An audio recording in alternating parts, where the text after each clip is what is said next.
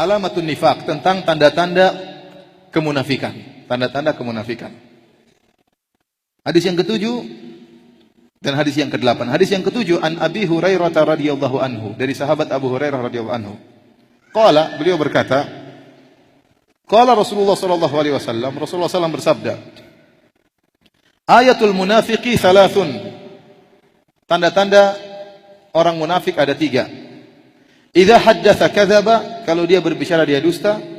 Wa idza wa'ada akhlafa, kalau dia berjanji dia menyelisih janji. Wa idza tumina khana, kalau dia berjanji atau kalau diberi amanah dia berkhianat. Kalau diberi amanat dia berkhianat. Muttafaqun alaih, riwayat Al-Imam Bukhari dan Al-Imam Muslim.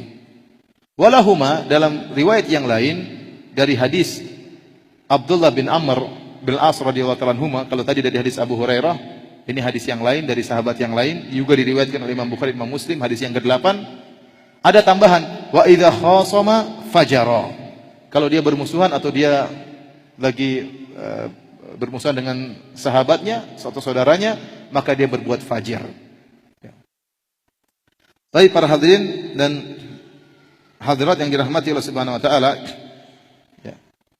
Adapun hadis Abdullah bin Amr bin As, lengkapnya Rasulullah SAW berkata, arba'un man kunna fihi kana munafikan khalisan. 4 perkara jika terdapat pada seorang hamba, maka dia adalah seorang munafik yang murni.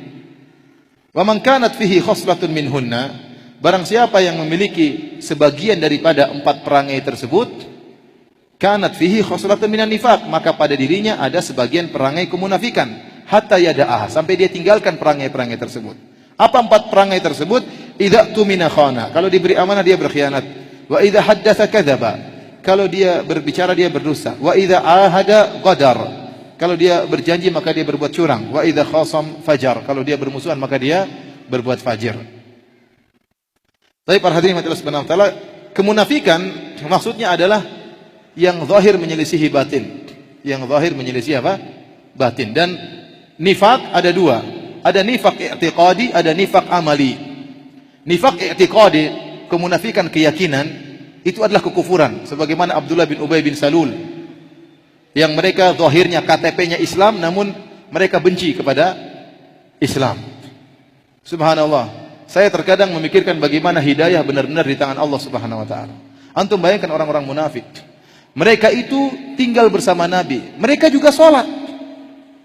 Allah menyebutkan dalam Al-Quran, wa idza qamu ila sholati qamu kusala. Mereka kalau salat, mereka salat malas-malasan, tapi mereka salat.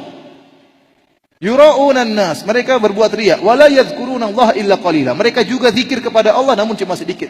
Jadi orang munafik itu bukan orang yang tidak ibadah, mereka juga ibadah.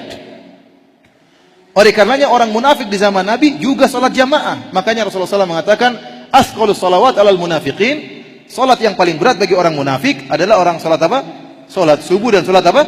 Isya. Kenapa? Di zaman Nabi gelap, nggak ada lampu. Kalau nggak datang nggak ketahuan. Jadi mereka malas berangkat. Tapi kalau zuhur mereka salat jamaah. Banyak orang munafik.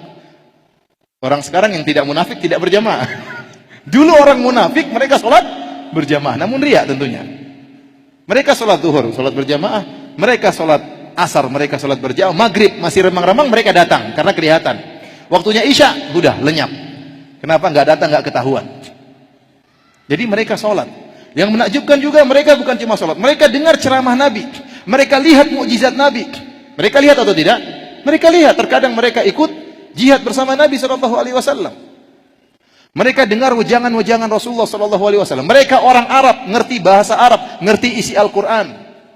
Mereka mengerti tentang balaghah dan keindahan bahasa Al-Quran. Namun mereka tidak beriman. Ini menakjubkan. Ini dalil bahwasanya hidayah di tangan Allah Subhanahu wa taala. Saya heran, saya ke Saudi ketemu dengan teman-teman orang Libanon.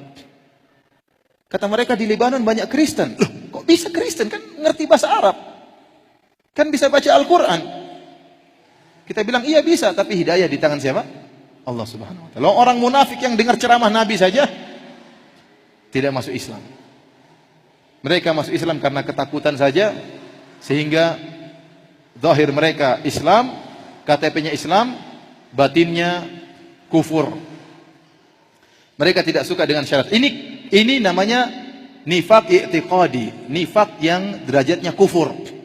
Sebenarnya benci terhadap syariat Islam. Dan di zaman ini ada orang-orang seperti itu. Ada orang-orang seperti itu. Kata Allah, wa iyyaqulu tasma' liqaulihim. Kalau mereka ngomong, kau akan dengar perkataan mereka. Kenapa? Orang munafik ini pandai ngomong. Pandai bersilat lidah. Kalau berbicara dengan bahasa-bahasa yang modern. Namun mereka benci dengan syariat Islam. Namun mereka tidak suka syariat Islam diterapkan. Terkadang mereka mengejek orang yang berjilbab. Namun mereka mengatakan pernikahan sejenis juga boleh. Mereka mengatakan semua agama masuk surga.